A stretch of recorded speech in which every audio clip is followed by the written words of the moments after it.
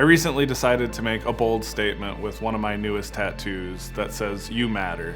And the idea behind this was, at some point in my journey, I felt like I didn't matter. A lot of people with mental illness, a lot of people with schizophrenia feel alone and feel like what they're going through doesn't matter and no one can identify with it. If someone was walking behind me, I wanted them to see this tattoo as a subtle reminder that they do matter and that we all have a journey we're going through. I was very fortunate that the very first psychiatrist I ever met with was the person that I still meet with today.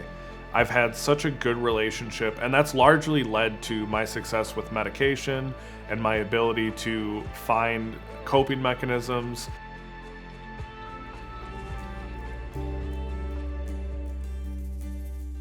I've had such a great relationship with my psychiatrist and my healthcare team, even though you're not my psychiatrist and you're not in my clinical care team. I'm interested to know, as an HCP, what are some of the things that a person living with schizophrenia can expect when they come to see you? Because for me, it was like a very intimidating thing to first step into an HCP's office. I can't even imagine how intimidating that must be, particularly with schizophrenia. Once they feel comfortable talking with me and they know that I'm somebody that can possibly assist them, I tend to speak to them and their caregivers on 4 big things. Basically, we go through education, medication, teaching, and support, and then kind of the coaching aspect of things. And the whole idea is, as you go through this, whether we're working on meds or other things, I want to be here for you in a coaching or supportive role. A lot of patients are having issues trying to build relationships with their providers or their psychiatrists, and it's so important for people to have those relationships because that at its core is the foundation of someone being able to get the help they need. It really does start with that clinical care team. What do you do to make sure that you can gain the trust of patients who are already going through so much? I'd rather be more transparent and give people the full understanding up front. And then, as I always say, now it's up to you if you want to work with me. I hope that you do, and I think I can help you, but in the end, it's your call. It's your body, it's your time, but I'd like to be here to help you through this. You have to lay out sometimes very uncomfortable truths, particularly with schizophrenia, right? There are symptoms we're going to treat. There may be some that still stick around. There may be some things that are going to go way beyond medicine. So I do think that open communication is massive. I think from a patient's perspective, the thing I try to do right away, once I realized I had to be open and honest with my psychiatrist, was let them know what I felt like I needed. And for me, that meant that I was willing to endure some more symptoms for more clarity and more ability to function day to day. And so we had to find the right mix of meds that would work.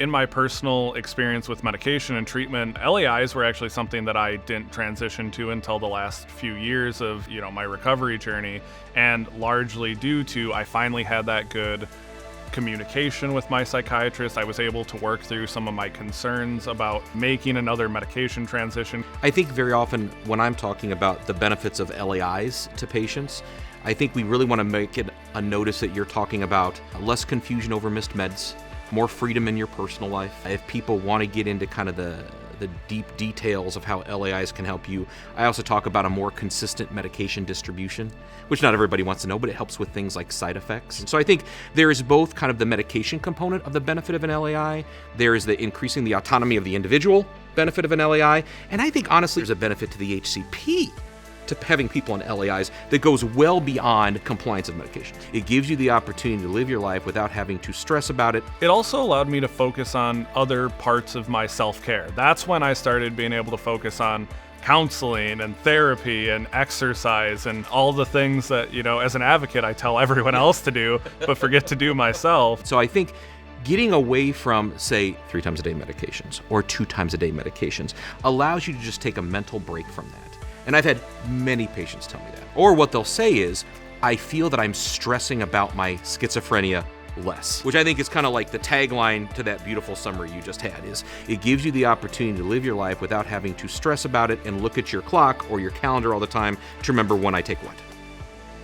A lot of life after my diagnosis was finding ways to regain my independence. And so when I started really setting these big goals, I looked at LAIs as a way for me to not have to constantly worry about my medication or constantly have to think about my medication. It really allowed me to separate myself from the constant need to think about an episode coming up.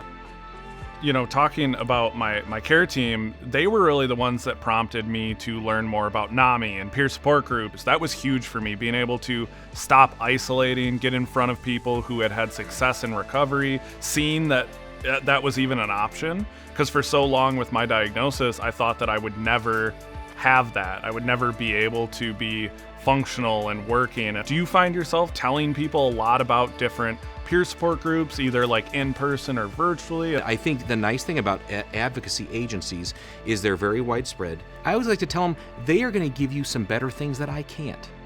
You need to hear from other family members who have been down this road. And then to your point, one of two things happens. Either you find people that are very much like yourself, and so that feels less isolative, it feels more supportive, or you find that you've got something different to contribute to the conversation, and that is equally as valuable. And I think advocacy agencies like NAMI are really good at collecting that.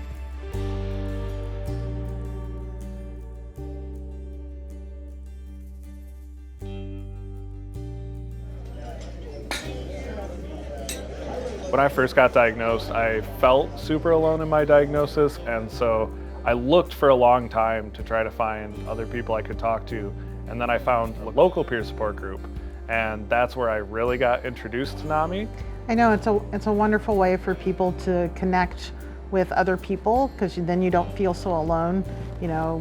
And a part of that is for family members to feel like they're not alone, but also for people living with a mental illness to feel like they're not alone and that there's other people going through those same struggles. We train people to go back to their community and provide that support group, but when they go through that training, there's often that connection that people make, and also a light bulb frequently goes on that I'm actually more powerful and more control of my life by my advocacy and using my voice and using my experience to help other people.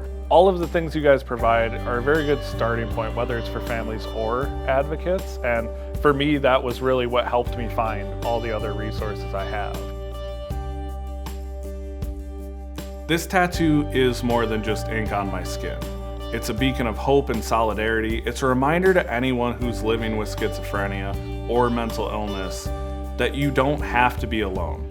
If you have the right team, the right care, the right treatment, you can really find success and happiness. And I really just want people to have a glimpse of hope for the future, because there is hope for schizophrenia.